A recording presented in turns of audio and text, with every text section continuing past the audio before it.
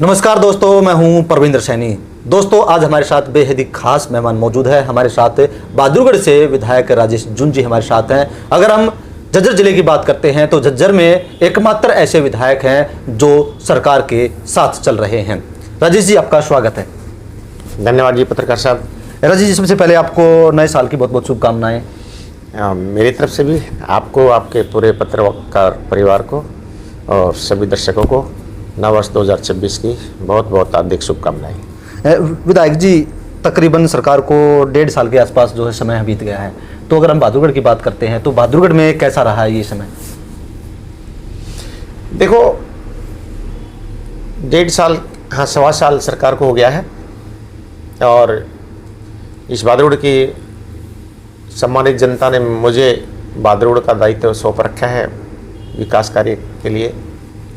और मैं निर्दलीय विधायक होते हुए भी, सरकार का पूर्ण बहुमत होते हुए भी, नायब सिंह सैनी जी ने मुझे इतना आदर भाव दे रखा है कि मैं अपनी टीम में शामिल कर रखा हूँ। मैं सरकार के साथ मिलकर के, नायब सिंह सैनी जी की टीम में मिलकर के सरकार के साथ काम कर रहा हूँ। जो हल्के की, बहादुरगढ़ की विकास की या हर तरह के अच्छे काम के लिए, अच्छी सोच के लिए जो भी काम होते हैं, मैं सीएम साहब को जाके देता हूँ। मेरा तो अपना ये तजुर्बा कह रहा है कि जो ये 15 महीनों में, 15 महीने भी नहीं हुए हैं अभी, तो 14 महीने हुए हैं। 1.25 साल के आसपास का समय हुआ है। हाँ, 1.25 साल से भी कम है। 17 अक्टूबर को शपथ ली थी सरकार ने। जितना बहादुरगढ़ में विकास हुआ है, इतना किसी भी सरकार में विकास नहीं हुआ है। जो यहाँ विपक्ष कहता रहता है कि भाई पहले की सरकारों में इन जिलों में बहुत ज़्यादा काम हुए थे, मैं तो ये कहता हूँ कि जो इन 14 महीनों में बहादुरगढ़ में जो विकास के लिए सरकार ने फंड दिया है, आप किसी भी सरकार के पहले 14 महीने उठा दो, किसी भी सरकार ने इतना बजट बहादुरगढ़ में नहीं दिया जितने इन 14 महीनों में बजट दिया है। पत्रकार साहब, जब मैं एमएलए बना, लोगों ने बनाया 8 अक्टूबर 2024 को, आज से 14 महीने पहले, बहादुरगढ़ की 80% रोड बिल्कुल टूटी हुई थी। विलेज टू विलेज, शहर की भी मुख्य मुख्य सड़कें। और हमारी भी ये मांग थी सीएम साहब से, जब हमारे के समर्थन के लिए बुलाया था कि जी विकास हमारा हो बहादुरगढ़ का, तो सबसे पहले पूछा गया था, सबसे पहले बताओ। तो सबसे पहले मैंने डिमांड ये रखी थी कि जी बहादुरगढ़ की सड़कों का हालात बहुत ज़्यादा ख़राब है, सड़कें बनाई जाए। आज हमारे विलेज टू विलेज जो सड़कें हैं बहादुरगढ़ हल्के में, तकरीबन मेरे ख्याल से तो 100 के आसपास सड़कें हैं, पीडब्ल्यूडी की, मार्केटिंग बोर्ड की। उनमें से हम 90% सड़कें बना चुके हैं। 10% जो सड़क बची है वो भी एस्टीमेट फाइनल स्टेज पर हैं, किसी के टेंडर हो गए हैं।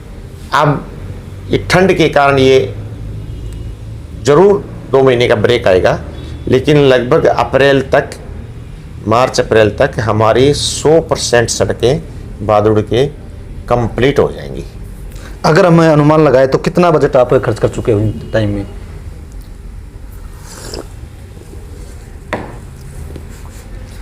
मैं ये कहना चाहूँगा कि आपको जोड़ लगाना पड़ेगा कि इन 14 महीनों में बहादुरगढ़ के विकास के लिए बीजेपी सरकार ने, हमारे माननीय मुख्यमंत्री नायब सिंह सैनी जी ने बहादुरगढ़ में तकरीबन 100 करोड़ रुपए तो अकेली सड़कों में लगा दिए। और बहादुरगढ़ शहर के लिए जो मैंने अलग से, जो पब्लिक की डिमांड थी, मैंने वो, जो पब्लिक मुझे काम बताती है, मैं अपने लेटर हेड पे लिख के सीएम साहब को दे देता हूँ। जो अभी हमारे 15-20 दिन पहले मीटिंग थी, उस रिकॉर्ड में वहाँ पे मुझे पाया, मेरे पास, मैंने तो मेंटेन भी नहीं कर रखा था कि मैंने आज तक कितने काम मांगे हैं। वहाँ पे सीएम साहब ने अभी 15-20 दिन पहले मीटिंग करी थी, सभी सरकार के एमएलओ की सभी अधिकारियों के साथ करवाई थी। सीएम साहब भी साथ रहे थे 4 घंटे। वहाँ पे मेरे पास कि मैंने 314 काम आज तक विकास के अपने हलके के मांगे हैं। उनमें से तकरीबन 60% काम हमारे फाइनल हो गए हैं। किसी का काम, कोई काम हो गया है, किसी का टेंडर हो गया है, किसी का अप्रूवल आ गया है। तो इस हिसाब से आप देख सकते हो कि तकरीबन 100 करोड़ रुपए तो अकेले रोडों में देहात में लग गया है। विधायक जी के अक्सर आरोप लगते रहते हैं कि सरकार जो है पैसा नहीं दे रही, सरकार जो है ग्रांट नहीं दे रही, विकास के काम नहीं हो रहे। क्या आपको क्या सच्चाई लग रही इस मामले में? देखो भाई साहब, मैं फिर वही कह रहा हूँ कि इस बादरगढ़ में जो मैंने 100 सड़कों का निर्माण शुरू करवाया, माननीय मुख्यमंत्री नायब सिंह सैनी जी के आशीर्वाद से, उनके बजट से, उनमें से बहुत सारी, कम से कम 10 सड़क तो मैंने लोगों ने ये बताई है कि ये सड़क आज 30-35 साल के बाद बन रही है। हमारे एरिया में पानी की, जो नहरी पानी की कमी है, मैंने नीचे से ऊपर तक मैंने कोशिश करी, भाई नहरों का पानी हमारे यहाँ कम है, पूरा किया जाए। लास्ट में मुझे ये पॉइंट मिला कि भाई ककरोई से पाई डिस्ट्रीब्यूटरी अलग निकलती है इस एरिया के लिए, जो 1993 में बनी थी। उसके बाद वो नहर जर्जर हो रही है, उसकी कोई मेंटेनेंस नहीं हुई है, और जो पानी की कैपेसिटी है उसको छोड़ते हैं तो वो ओवरफ्लो हो जाती है। इस करके जितना भी आपकी कैपेसिटी है वो पूरी कैपेसिटी छूटती ही नहीं, आधा पानी छोड़ पाते हैं। अब मैंने सीएम साहब को लेटर लिख के दिया, जी इसको नई नहर को मेंटेन करवाया जाए। सीएम साहब ने तुरंत ऑर्डर कर दिया 14 करोड़ रुपए नई नहर बनाने के लिए।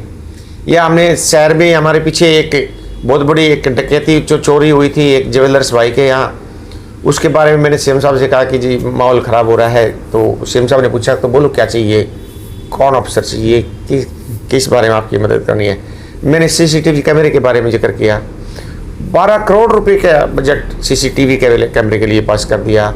हमारे शहर में, बादरगढ़ शहर में बहुत बड़ी प्रॉब्लम है सीवरेज की। आज से पहले कभी भी यहाँ पे सुपर शक्कर मशीन नहीं आई है। हमने जैसे ही मांगी तो उसी टाइम रेंट पे दे दी। 2 करोड़ रुपए की रेंट पे मशीन चल रही है, और नई परचेज करवा दी 10 करोड़ रुपए की, जो अभी तकरीबन जनवरी के लास्ट में या फरवरी में 5 साल की मेंटेनेंस भी उसी कंपनी की है। वो मशीन 10 करोड़ रुपए की वो मशीन आ जाएगी। जैसे कि ये शहर में स्वीपिंग मशीन है, सफाई कर, रोड स्वीपिंग की, ये मशीन नई करने के ऑर्डर कर दिए फर्स्ट टाइम। मैंने वहाँ पे मांग की कि जी हमारे यहाँ पे सरकारी हॉस्पिटल में सीटी स्कैन की सुविधा भी नहीं है, कोई एक्सीडेंट केस आता है, नई सीटी स्कैन की पेमेंट कर दी हमने। जैसे कि यहाँ बदरो छाटने के लिए हमारे किराए पर रेंट पे लेके आते हैं, कभी कभी पॉपलैंड वगैरह मिसयूज़ होता है, नई पॉपलैंड का आदेश कर दिया हमने। जैसे कि अपने लोगों के स्वास्थ्य के बारे में जिक्र करना चाहा, जी बहुत ज़्यादा कचरे के डंप पड़े हैं, यहाँ उठवाए जाए। सारे कचरे के डंप यहाँ पे उठा दिए। आप पिछले 2 साल का, 3 साल का, 4 साल का रिकॉर्ड निकाल लो, जो पिछले 4-5 सालों में इस समय में प्रदूषण बादरगढ़ का होता था, इस साल वो कचरे के डंप यहाँ से उठाने के बाद जिस भी फैक्ट्री का, कम से कम 150 फैक्ट्रियाँ तो मैंने सील करवाई हैं। सीएम साहब ने पावर दे रखी है, अधिकारियों को बोल रखा है, जो विधायक जी काम बताएंगे उस काम को करवाना है। हमने 150 फैक्ट्री को सील करवा। इस बार प्रदूषण बादरगढ़ में पिछले सालों की बजाय, मानता हूँ इस साल भी ज़्यादा था, लेकिन पिछले सालों की बजाय इस बार कम था, कंट्रोल रहा है।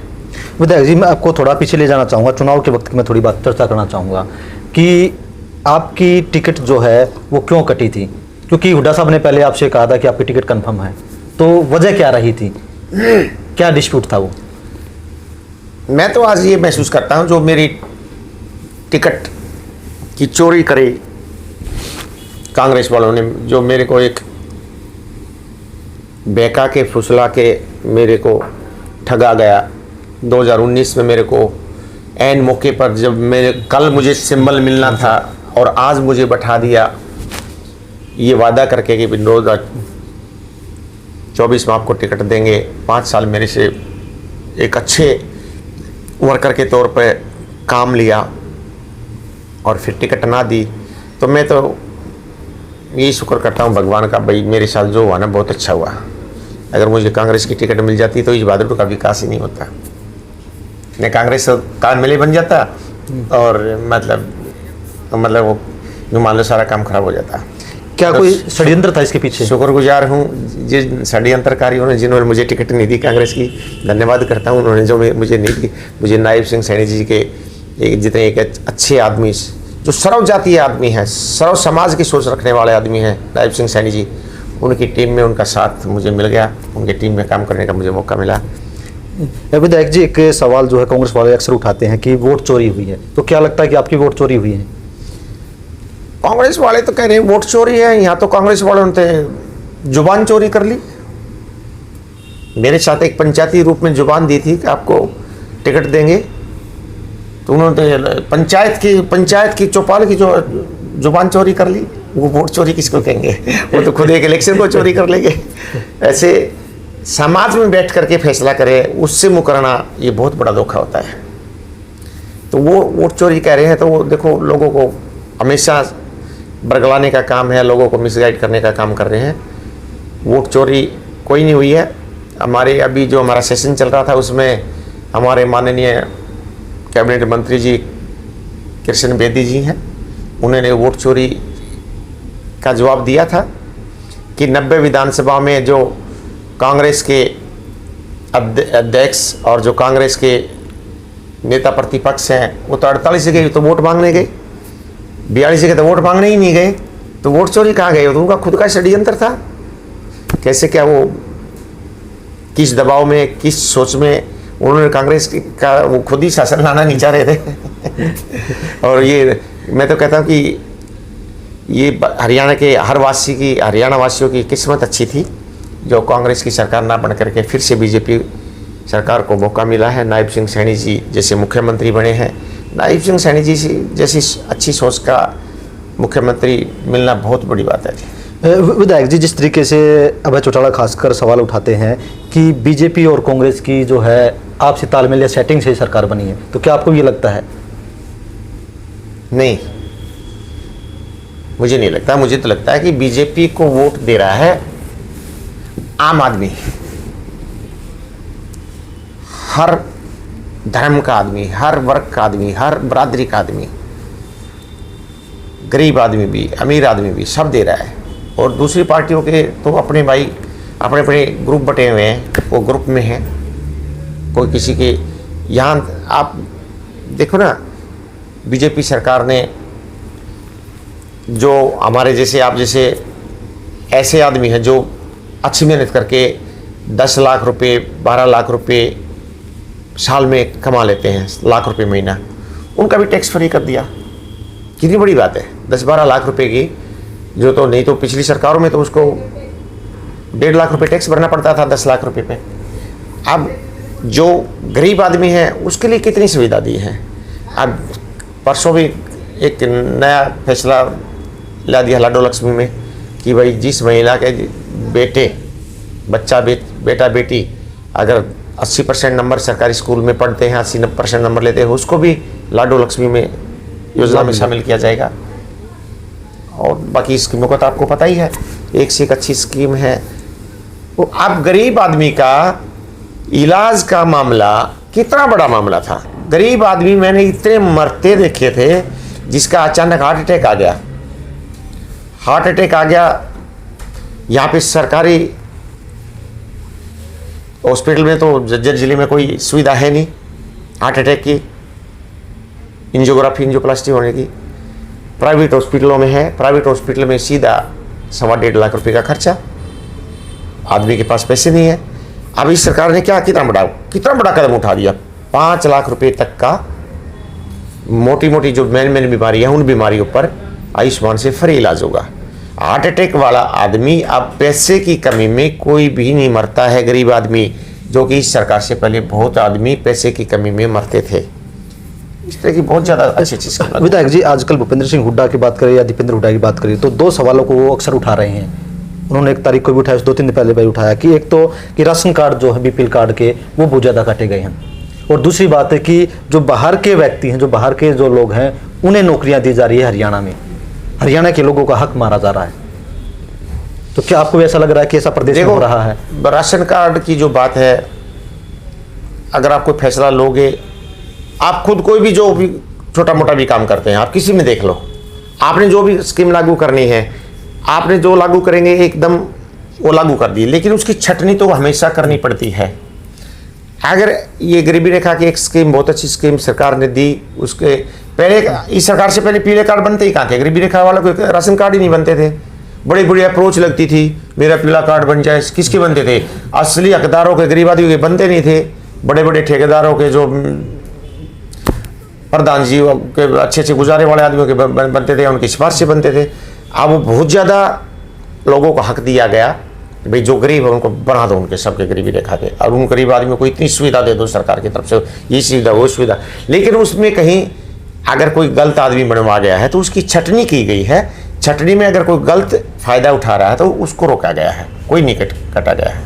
तो इस बाहर के युवाओं को नौकरी दी जा रही है हरियाणा में, ये पॉलिसी तो आप हम सब पसंद करते ही हैं कि इंटेलिजेंट बच्चे का नंबर आना चाहिए, और जितना ही बाहर के युवाओं को, अगर 100 भर्तियों में से किसी एक भर्ती में किसी बाहर के आदमी का ज़्यादा नंबर पड़ जाता है, उसका प्रचार कर देते हैं। 99 में जो हरियाणा वासियों का, हरियाणा के आदमी युवाओं का नंबर पड़ा, उनका प्रचार नहीं करते हैं। ऐसा कोई नहीं है। अक्सर देखा तो यही जाता है कि भाई हरियाणा एक, हरियाणवी एक, कोशिश तो यही की जाती है। लेकिन कंपटीशन का मामला है, उसमें अगर कोई, फिर भी हरियाणा एक, हरियाणवी एक तो है ही, लेकिन फिर भी आखिरकार तो हम भारतीय एक हैं, भारतवर्ष एक है, जहाँ कानून पूरे भारत के लेवल के एग्जाम होते हैं। वो तो जिसका नंबर आएगा उसमें। हमारे बच्चे भी तो आज कितने, हमारे बच्चे आज दिल्ली में, बॉम्बे में कितने बच्चे हमारे वहाँ चले गए। अब वो एक तो आप हरियाणा के बॉम्बे में आके इतने इनकम टैक्स में, सेल टैक्स में इतने बच्चे यहाँ नौकरी कर रहे हैं, तो वो भी तो गलत है ना। वो तो जो सेंट्रलाइज सिस्टम, वो सेंट्रलाइज है। विधायक जी, क्या चुनाव के बाद से क्या आपकी भूपेंद्र सिंह हुड्डा से बातचीत हुई है? हाँ, होती रहती है। वहाँ विधानसभा में मौका मिलता ही रहता है। देखो, 10 साल के सीएम हैं और मैं उनके अंडर में 10, 12, 13 साल उनका वहाँ एज ए वर्कर काम कर चुका हूँ। तो उम्र में भी बुजुर्ग हैं, बहुत आदरणीय है, इसमें तो कोई शक नहीं। तो दुआ सलाम है, नमस्ते है। विधायक जी, आप निर्दलीय के तौर पर आपने चुनाव लड़ा, आप चुनाव जीत कर आए बड़े मार्जिन के साथ में, और आप फिर भारतीय जनता पार्टी के साथ जो है चले गए, बीजेपी के साथ में आपने समर्थन दे दिया। तो कुछ लोगों ने कहा था कि आप जो है कि बहादुर को चमकाने की बजाय आप खुद को चमकाने के लिए बीजेपी के साथ गए हैं। अब मैं आपकी बात भी मान लूँगा, मैं क्यों मना करूँगा? खुद को चमकाने की तो हर कोई आदमी कोशिश करता है, मैं क्यों नहीं करूँगा? जहाँ जिस घर में मुझे मेरी इज्जत नहीं हुई, वहाँ मैं क्यों रुकूँगा? और दूसरे घर में नायब सिंह सैनी जी के पास 48 MLA होते हुए रात को 12:30 बजे या 8 अक्टूबर को मेरे पास फ़ोन आया, विधायक जी बधाई हो आपको, और हम आपका स्वागत करते हैं, हमारी सरकार में आ जाएं। तो ऐसा आदमी किसी को, आपको भी मिलेगा तो आप भी चले जाएंगे उस चैनल में। मेरे को देखो, एक तरफ से मुझे ठुकराया गया है, मेरे को वादा खिलाफी हुई है, दूसरी तरफ से मुझे मान सम्मान दिया गया है। तो 100% मैं तो अपने लिए भी गया हूँ और अपने बहादुर हल्के के विकास के लिए भी गया हूँ। और अब मुझे 1 साल, 1.25 साल में ये महसूस हो गया है कि भाई अब तो हम तो गीत सुनते थे सारे कांग्रेस के, बीजेपी में ये खामी है, बीजेपी में ये बुराई है। मैं तो ये कहता, बीजेपी से अच्छी पार्टी नहीं है, बीजेपी से अच्छे नेता नहीं है, उनकी एक से एक बढ़िया, बीजेपी की सबसे बढ़िया पॉलिसी है। मैं तो यही कोशिश करूंगा कि मैं बीजेपी की ही मदद करूं, हमेशा बीजेपी में रहूं। आपका बहादुरगढ़ को लेकर क्या विजन है, आपकी क्या सोच है कि आप क्या चाहते हैं कि बहादुरगढ़ में ये काम हो जाए तो मैं ये मानूंगा कि मेरा जो विधायक का कार्यकाल वो सफल हो गया है? कौन से जो प्रोजेक्ट आप कैसे? देखिए, जो जरूरत हर रोजमर्रा की जो जरूरत होती है उनके तो काम लगभग हो गए हैं, या आप मांग रहे हो रहे हैं। बट शहर को, हल्के को मेंटेन करने के लिए बड़े बड़े प्रोजेक्ट हैं। खासकर ये नॉर्दर्न बाईपास का जो काम बीजेपी सरकार ने शुरू करवाया, और ये जो अंदर की एक वेस्ट जुआ ट्रेन को जो कवर करके यहाँ से एक नाला कवर करके यहाँ रोड, ये भी बीजेपी सरकार ने किया। तो आगे आने वाले समय में साथ में खरखोदा में बहुत बड़ी मारुति की फैक्ट्री आ गई है, बहुत डेवलपमेंट बहादुरगढ़ का हो रहा है। बहादुरगढ़ के 31 गांव हैं, लगभग गाँव में, खेतों में, रोडों पर आज इंडस्ट्री आ गई है या वेयर हाउस आ गए हैं। बहुत डेवलपिंग हल्का है बहादुरगढ़। इसको अच्छे प्रारूप की ज़रूरत है, अच्छे इंफ्रास्ट्रक्चर की ज़रूरत है, अच्छे अच्छे रोड बने, अच्छे अच्छे यहाँ सीवरेज सिस्टम हो। पिछले 15 सालों में बहादुरगढ़ की जनसंख्या डबल हो गई है शहर की, 15 सालों में डबल। तो इसके लिए मूलभूत सुविधाएं सरकार पूरी कर रही है, लेकिन फिर भी भाई पानी की कैपेसिटी भी बढ़नी चाहिए। इंफ्रास्ट्रक्चर एक खुले लेवल पे अच्छी प्लान तरीके से बनना चाहिए। सारे रोड हैं, सीवरेज हैं या एसटीपी प्लान जो है, मतलब शहर को सुचारू रूप देने के लिए मुझे लगता है कि भाई यहाँ पे इसको कॉरपोरेशन बनना चाहिए, म्यूनिसिपल एनसी से कॉरपोरेशन भी बनना चाहिए। और सही पूछो तो पूरे हरियाणा में किस सब डिवीज़न की क्या हालात हैं, बहादुरगढ़ सब डिवीज़न आज डिस्ट्रिक्ट बनाने के लायक भी है। सिर्फ कमी है तो एक है कि जनसंख्या जोड़ने की ज़रूरत है, बाकी कुछ नहीं जोड़ना है। यहाँ पे सब डिवीज़न की सारी फैसिलिटीज़ हैं और पुलिस डिपार्टमेंट भी डिस्ट्रिक्ट के लेवल का जो होना चाहिए वही है। इनकम बहादुरगढ़ की बहुत अच्छी सरकार की इनकम है, बड़ी इंडस्ट्रीज़ हैं। और आपको सिर्फ एक कोई मेहरबानी जो भी नज़दीक लगते, कोई दूसरे हल्के, चाहे सापला है चाहे बादली है, इनमें से कोई ना कोई एक दो हल्का और जोड़ करके बहादुरगढ़ को डिस्ट्रिक्ट बनाने की एक ज़रूरत है। तो मेरे सपने तो यही है कि भाई मैं लोगों ने अगर जब मुझे यहाँ 5 साल के लिए एमएलए बनाया है, जिसमें से 1.25 साल तो हो गए हैं, 4.5 साल बाकी है, इसमें से बहादुरगढ़ का एक अच्छा प्रारूप, एक अच्छे ढंग से विकास हो। आप बीजेपी ज्वाइन करेंगे? 100% करूँगा। मैंने जैसे बीजेपी को समर्थन दिया, उससे महीने के अंदर अंदर मेरे बेटे ने, मेरी वाइफ ने बीजेपी ज्वाइन कर ली थी। अभी कानूनी अड़चन है कि भाई एज ए एमएलए ज्वाइन नहीं कर सकते जब तक आप एमएलए हैं। जिस दिन मेरा एमएलए का कार्यकाल पूरा हो जाएगा उससे अगले दिन मैं बीजेपी ज्वाइन कर लूँगा। आप सबसे अच्छा सीएम किसे मानते हैं हरियाणा का? मेरा जिससे वास्ता पड़ा है, देखिए सुनी सुनाई बातें अलग होती है, मेरा जिनसे वास्ता पड़ा है, मैं तो नायब सिंह सैनी जी से अच्छा सीएम मैंने कोई नहीं लगा। इतने मेहनती आदमी, आम आदमी की बात सुनना, उनकी नज़र में ये कोई है ही नहीं। आपकी क्या बरादरी है, आपकी क्या बरादरी है, कौन अमीर है कौन गरीब है, उनकी नज़र में सब आम हर आदमी की बात सुन के उनका सोल्यूशन करने की कोशिश की जाती है, पूरी कोशिश करते हैं, तुरंत कार्रवाई करते हैं। ये तो मैं भी नहीं कह सकता भी 100 काम हम लेके जा रहे हैं तो 100 काम हो जाते हैं, लेकिन उस काम में कोई बड़ी अड़चन नहीं है। अगर वो कानून में फिट बैठती है तो मैं साथ हूँ चाहे ना हूँ, कोई आम आदमी चले जाए, सबके काम होते हैं। और मैं एक बहादुरगढ़ का निर्दलीय एमएलए होते हुए हमारे बहुत अच्छा हमारा मान सम्मान, इस हल्के का विकास माननीय मुख्यमंत्री नायब सिंह सैनी जी खूब जोर से कर रहे हैं, खूब इज्जत के साथ हमारी कर रहे हैं। तो चलिए दोस्तों, कहीं ना कहीं विधायक जी का साफ तौर से कहना है कि जो भी उनके साथ हुआ है वो अच्छा हुआ है और इसी का नतीजा है कि वो निर्दलीय विधायक बने और आज भारतीय जनता पार्टी को अपना समर्थन देकर सरकार में उनकी हिस्सेदारी है। विधायक जी, हमसे बातचीत करने के लिए आपका बहुत बहुत धन्यवाद। धन्यवाद जी, आप सभी का नमस्कार।